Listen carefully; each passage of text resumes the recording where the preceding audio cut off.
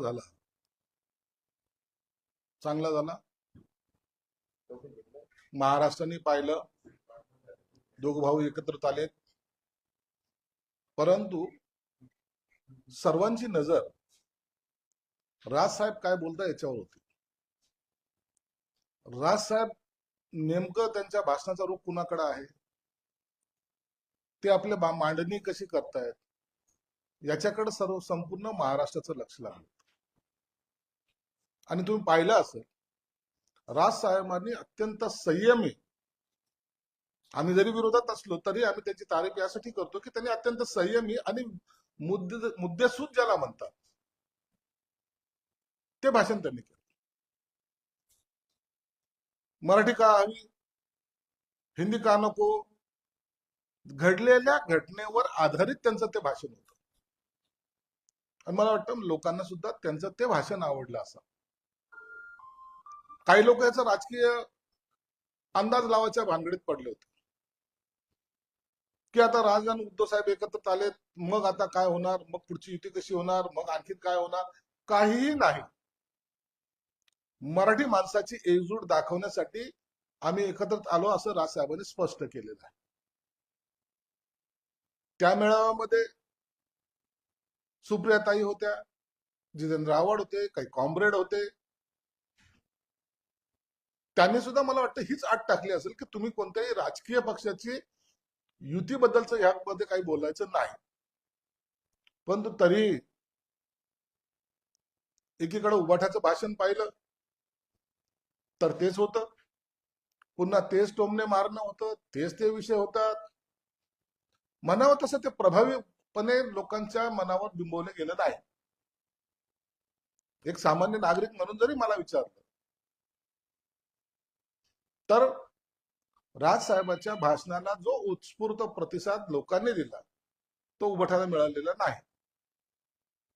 म्हणून काही लोकांनी जे काही मनाचे मांडे मनातल्या मनात मांडले होते की आता आपण सर्वजण एक आलेलो आहोत, आता आप सब कुछ अलबेल है, तसा प्रकार इथे घडलेला नाही, हे मला या ठिकाणी नमूद करायचंय.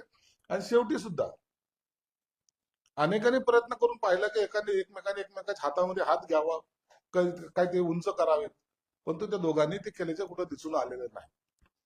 म्हणून हा मेळावा मराठी भाषेसाठी होता, मराठी माणसासाठी होता, असंच फक्त याच्यातून अंदाज काढला जातो. गद्दार मला पुढे आला की आता जय गुजरात म्हणतो आणि ही लोक मराठी वाचवणार आहेत. काय संबंध आला तर या मेळाव्याच्या त्या सगळ्या गोष्टीचा? दरवेळेला टोमणे मारणं याशिवाय दुसरं उद्योग नाही का? तुम्ही जय गुजरात म्हणले नाही, तुम्ही लुंगी घालून डान्स केला नाही, त्या तुमच्या एक नेत्या तिथे बसलेल्या आहेत, त्यांनी तुमच्यावर कॉमेंट्स केलेले आहेत.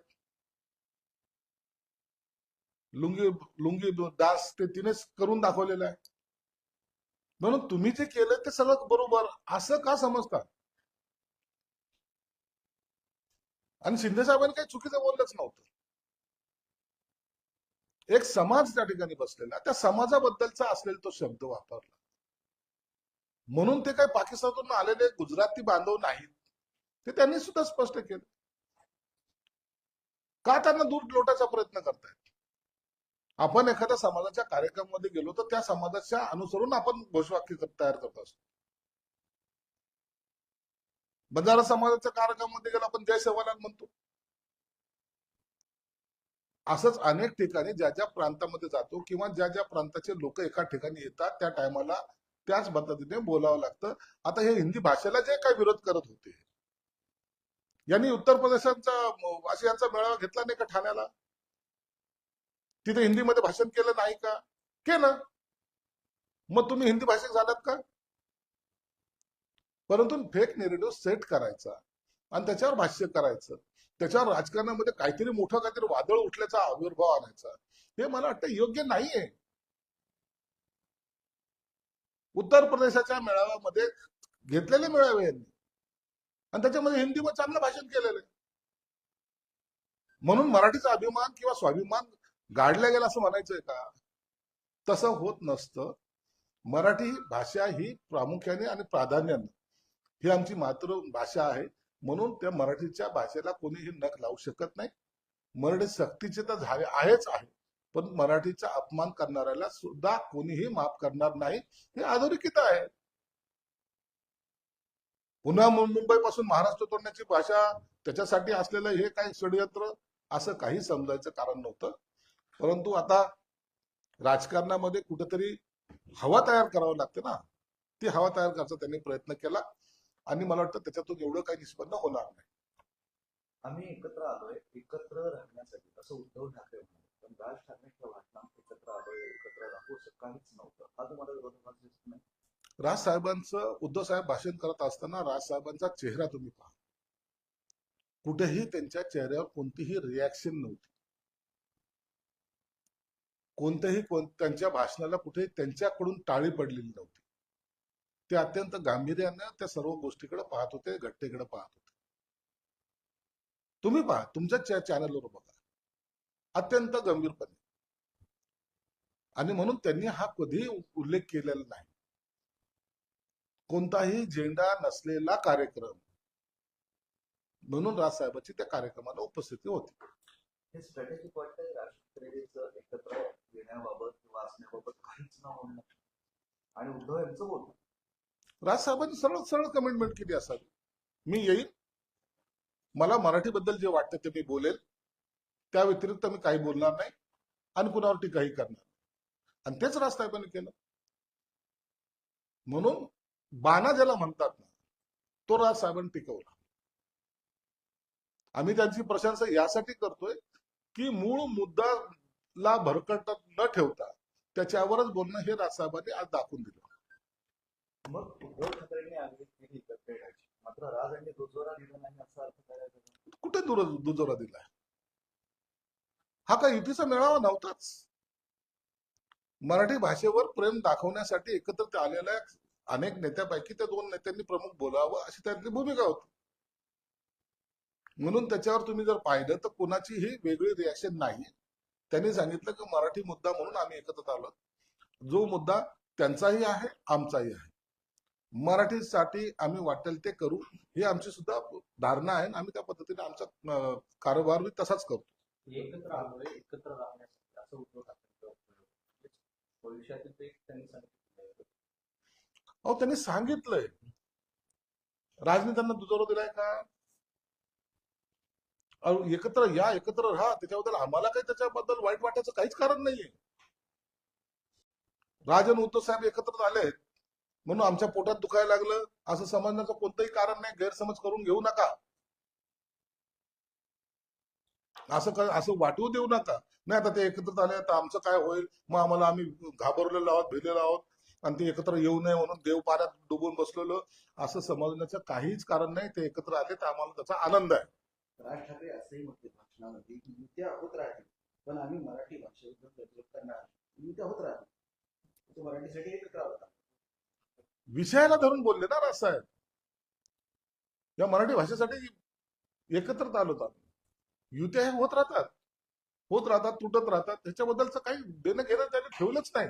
अत्यंत परखडपणे त्यांनी त्यांची भूमिका मांडली. त्यांनी सरळ सांगितलं, ही काय कोणत्या पक्षाची युती नाही. 20 वर्षांतर राजसाहेब आणि उद्धव साहेब एकत्र आले.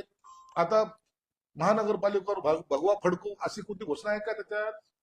काहीच नाहीये. नो पॉलिटिक्स हे राजसाहेबांनी जपलं. उद्धव साहेबांनी ठरल्याप्रमाणे मला सत्तेतून काढलं, माझी सत्ता हिसकून घेतली, बंडखोरी केली, गद्दार झाले, हे सगळं त्यांचे वाक्य होते. म्हणून आता लोकांना राजचं भाषण आज भावलं. त्यांचं असं म्हणणं होतं की अनेक लोक आता बाबा बुवांना घेऊन बसतील, काही धाडेवाले अंगाला गावाला जाऊन फेसबुक वगैरे लावतील, अंगाला लावतील आणि अस्वस्थ होतील आम्हा दोघांना एकत्र पाहून. हा मराठीचा मुद्दा होऊ शकतो का? अहो, तुम्ही कार्यक्रम कोणता घेताय? हे बाबा बुवा बाजी सगळं करणं हे तुम्हाला चांगल्या प्रकारे माहिती आहे. हे कोण करतं हे सगळ्या महाराष्ट्राला माहिती आहे. किती बाबा असतात हे सगळ्यांना माहिती आहे. तुम्ही सांगितलं नाही तरी लोक आंधळे नाही, ते लोक पाहताय ते. म्हणून तुम्ही इतरांची चिंता करू नका.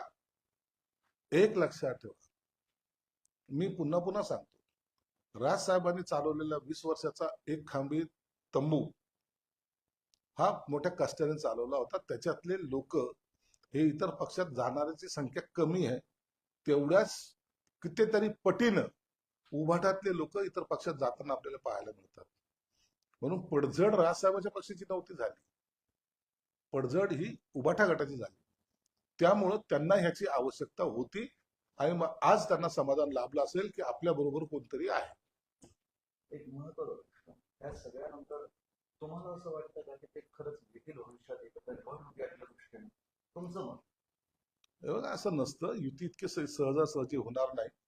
तुम्ही यात पाहिलं, काँग्रेस आलेली नाही, राष्ट्रवादीचे 2 जण आलेले आहेत, त्यांना कितपत अधिकार आहे माहीत नाही.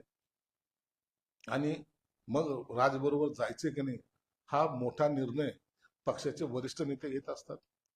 म्हणून त्याच्याबद्दल आज युती होईल का नाही, परंतु जर उद्धव साहेबांची आणि राजसाहेबांची जर युती झाली तर मला वाटतं आघाडी, महाविकास आघाडी हे अस्तित्वात राहणार नाही. राज ठाकरे यांनी शेवटचं भाषण संपताना असं म्हटले की बाळासाहेब ठाकरे यांचं स्वप्न साकार हो. निश्चित साकार हो. बाळासाहेबांचं स्वप्न साकार करण्यासाठीच आम्ही लढतोय. आम्हालाही त्यांची जी भूमिका होती त्याच भूमिकेतून आमचंही काम चालू राहणार आहे. आणि म्हणून आम्ही कधी आमच्याकडून चूक होता कामा नये याची काळजी घेत असतो. कोणी आम्हाला मार्गदर्शन केलं तर आम्ही त्याचा स्वीकार सुद्धा करत असतो. जे बाळासाहेबांना जमलं नाही ते फडणवीसांनी करून दाखवलं, ते म्हणजे आम्हा दोघांना एकत्र आणलं. आणि हेच वाक्य उद्धव ठाकरे बोलताना म्हणाले की अनाजीपंतांनी आम्हाला एकत्र आणलं. आमच्यातील अंतरपाठ दूर केला. राजसाहेबांनी ज्या भाषेत बोललं त्या भाषेला एक अर्थ होता. वाईटातून सुद्धा चांगलं घडतं किंवा देवेंद्र फडणवीसच्या हातून आम्हाला एकत्रित आणण्याचा प्रयत्न म्हणजे प्रयत्न झाला, आम्ही एकत्र आलो. पण उद्धव साहेबांनी आमच्यात अंतरपाठ काढला म्हणजे कोण नवरा होतं आणि कोण नवरी होतं हेच कळायला मार्ग नाही. म्हणून आणखीनही त्यांच्या मनामध्ये असलेली खदखद त्यांनी बोलून दाखवलेली. सिरियसली सांगतो, ही युती होणार नाही. ही युती का होणार नाही असं तुम्हाला वाटतं? असं चित्र दाखवलं, हात उंचावले, एकमेकांची गळाभेट तरी युती का होणार नाही असं तुम्हाला काय वाटतं? आम्हाला राजसाहेबांचा स्वभाव माहिती आहे, उद्धव साहेबांचा स्वभाव माहिती आहे. पक्षासाठी काय करायची, कोणती भूमिका घ्यायची हे राजसाहेब चांगले जाणून आहेत. आणि हे पहिलं पाऊल जरी टाकलं असलं तर अनेक शिड्या चढल्यानंतर आतमध्ये मंदिरामध्ये प्रवेश मिळणार आहे. म्हणून तेवढा कालावधी आपल्याला वाट पाहावी लागेल. आज आपण त्याच्या युतीवर बोलणं सुद्धा उचित होणार नाही असं मला वाटतं. बरं, ही युती झाली तर असं म्हटलं जातंय की तुम्हाला तुमच्या पक्षाला शह असेल, म्हणजे ह्या दोघांचं एकत्र येणं हे तुम्हाला शह देण्यासाठीच आहे असं सगळं राजकारण सुरू आहे, अशी चर्चा आहे. नाही, असं नाही, असं कोणताही आमच्यावर त्याचा परिणाम होणार नाही. आम्ही ज्या पद्धतीने 2.5 वर्षामध्ये कारभार केला, लोकांनी आम्हाला तेवढा सपोर्ट केलाय. आज गेल्या वेळेला जे काय आमचे 40-50 आमदार होते ते 60 झाले. म्हणून कुठेही आम्हाला यांचा एकत्रित येण्याने परिणाम होणार नाही.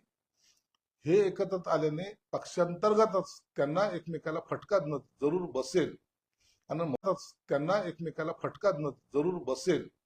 आणि म्हणून ते एकत्र येण्याची शक्यता कमी वाटते. तरी जोपर्यंत या युतीच्या बोलण्या होणार नाही तोपर्यंत त्याच्यावर भाष्य करणं योग्य नाही. पण एकत्र येण्याने त्यांच्या तुमचा एक चांगला मित्र राज ठाकरे हे तुमच्या पक्षाचे चांगले मित्र आहे, तुमचे जवळीक आहे, तुम्ही स्वतः त्यांच्या घरी जाता, तुमचे नेते जातात. राजसाहेब सगळ्यांचे मित्र आहेत. उद्या त्यांची युती जरी झाली ना तर राजसाहेब संकुचित नाही आहेत. उद्या जरी मी म्हणलं राजसाहेब मला भेटायला यायचे तर राजसाहेब नाही म्हणणार नाही. राजकारण वेगळं असतं, मैत्री वेगळी असते आणि ते राजसाहेबांनी जपलंय. म्हणून त्यांच्याकडे प्रत्येक पक्षाचे नेते जातात, ते सुद्धा प्रत्येक पक्षाच्या नेत्यांकडे जातात. म्हणून ही जी वैचारिक एकमेकाची भेट आहे ना ती राजसाहेबांनी कधीही टाळलेली नाही. संजय राऊत असं म्हणते की मराठीसाठी गुंडगिरी केली आणि आपण करणार.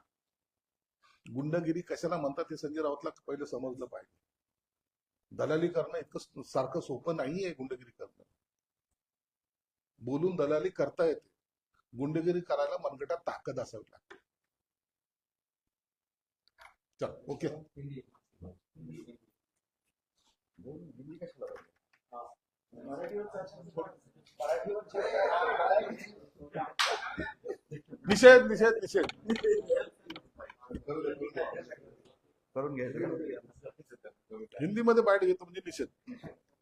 झालं का मित्रांनो?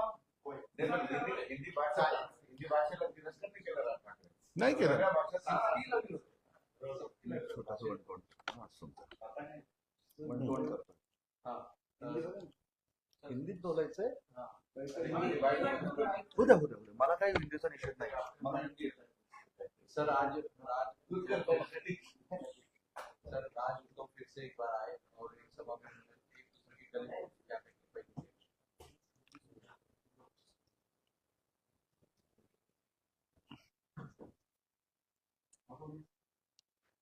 आज मुंबई में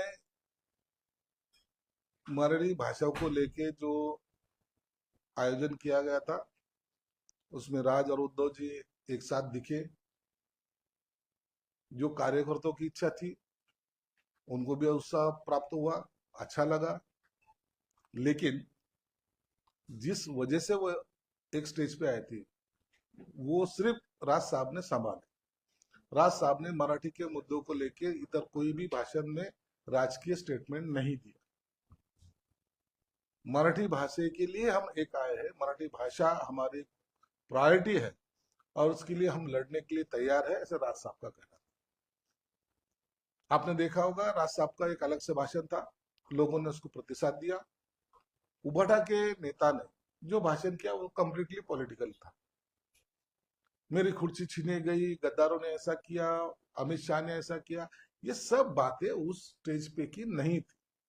ना वो किसी को पसंद भी आई नहीं, लोगों ने रिस्पॉन्स भी नहीं दिया. उद्धव साहब जब बात कर रहे थे तो उनके पीछे राज साहब बैठे थे.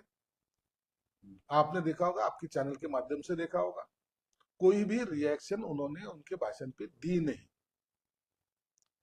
लास्ट में जनरली ऐसा होता है कि सब एक में का हाथ पकड़ के ऊंचा करके हम सब साथ साथ है, वज्र मूड जिसे कहते हैं, वो रहती है. लेकिन राज साहब ने वो हाथ मिलाने से भी इनकार किया था, अलग से अपने हाथ जोड़े और बाजू में निकल गए.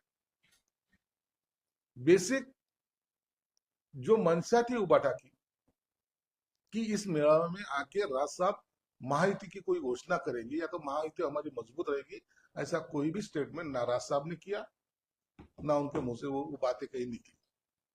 आने वाले लोकल बॉडीज में आपको लगता है कि दोनों भी साथ में आएंगे? अगर दोनों साथ में आते हैं तो महायुति के वोट बैंक को नुकसान होगा? देखिए, अभी ये आने वाले जाने वाली बात दूर की है.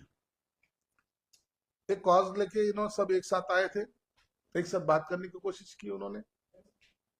वहां देखेंगे आप, कॉमरेड भी थे और राष्ट्रवादी शरद पवार के कुछ एक दो नेतागण भी थे, लेकिन कहीं कांग्रेस नहीं थी, ना कोई बड़े नेता जिसको कहा जाता है शरद पवार जैसे नेता या तो कांग्रेस का प्रदेश अध्यक्ष, ऐसा कोई भी स्टेज पे नहीं था. इसके मायने ये है कि तुम एक इश्यू को लेके वो सभा ले रहे हो, उसको संबोधित कर रहे हो, उतना ही काम आप करो. हम युति के बारे में आपसे बात करना नहीं चाहते, ये उनकी शायद धारणा होगी. उद्धव ठाकरे बोले कि साथ आए हैं साथ आने के लिए, मतलब उन्होंने एक संदेश दिया है साथ में आने के लिए. तो आना चाहिए ना, तो उसमें कौन सी गलत बात है? लेकिन साथ आएंगे क्या? आपको लगता है कि वो साथ नहीं आएंगे. देखो, राज साहब का कहना कुछ अलग रहता है, राज साहब की एक स्ट्रेटेजी अलग रहती है. तुम एक इश्यू को लेकर साथ आ सकते हो, जहां इलेक्शन की बात आती है उस वक्त वहां के कार्यकर्ताओं का मनोमिलन होना जरूरी होता है. जो 20 साल से राज साहब के साथ काम कर रहे, उनको अगर उसमें प्रायोरिटी नहीं मिली तो कहा कैसी युति होगी? और ये सब जो खेल चल रहा है, यह मुंबई महानगर पालिका तक ही सीमित है. वहां आपको पता चलेगा ये युति होती या नहीं होती. उप मुख्यमंत्री एकनाथ शिंदे ने जय गुजरात का मंथन उसको लेकर कई सारे विरोध भी कर रहे हैं. अरे इसमें कुछ गलत क्या है, कुछ समझ में नहीं आता. जो गुजराती बांधव पूरा समाज वहां बैठा था, उनके लिए वो गुजरात के लिए प्रायोरिटी, तो जय गुजरात बोलने से क्या तकलीफ हो रही? उद्धव साहब ने नहीं बोला था, उद्धव साहब ने भी तो जय गुजरात बोला था. उन्होंने क्या यूपी के लोगों को लेके उन्होंने सम्मेलन नहीं लिया था? लिया था. अब ये मनसे के लोगों ने भी वहां बैनर तो लगाए थे ना नोंदने के लिए, वो गुजराती भाषा में थे. ये सब लोगों ने किया, वो सही है. जय गुजरात बोला तो गलत है. जय गुजरात बोलने से मराठी का प्रेम कम नहीं होता. हम मराठी है, हम मराठी रहेंगे और हमारे मराठी को कोई अगर छेड़ने की या तो कुछ छेड़छाड़ी करने की कोशिश करेंगे तो उसको हम भी नहीं छोड़ेंगे।